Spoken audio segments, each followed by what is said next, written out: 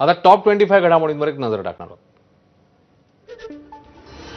नागपूर चंद्रपूर द्रुतगती महामार्गाला मंजुरी. मंत्रिमंडळाच्या बैठकीत मुख्यमंत्री फडणवीसांची घोषणा. तर कुठलाही रस्ता बांधताना रस्त्याच्या विकासाची परिसंस्था निर्माण करण्याच्याही सूचना. राज्यातील सहकारी संस्थांच्या निवडणुका 31 ऑक्टोबरपर्यंत पुढे ढकलल्या. राज्यात अतिवृष्टी आणि पूरस्थिती निर्माण झाल्यानं सर्वत्र जनजीवन विस्कळीत झालं असल्यानं निर्णय.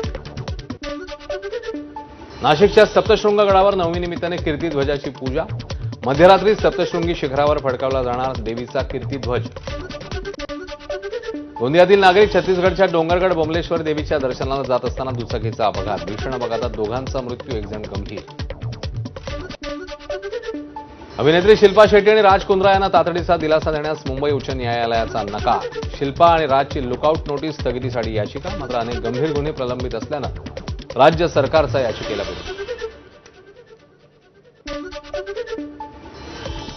या होत्या वेगवान घडामोडी.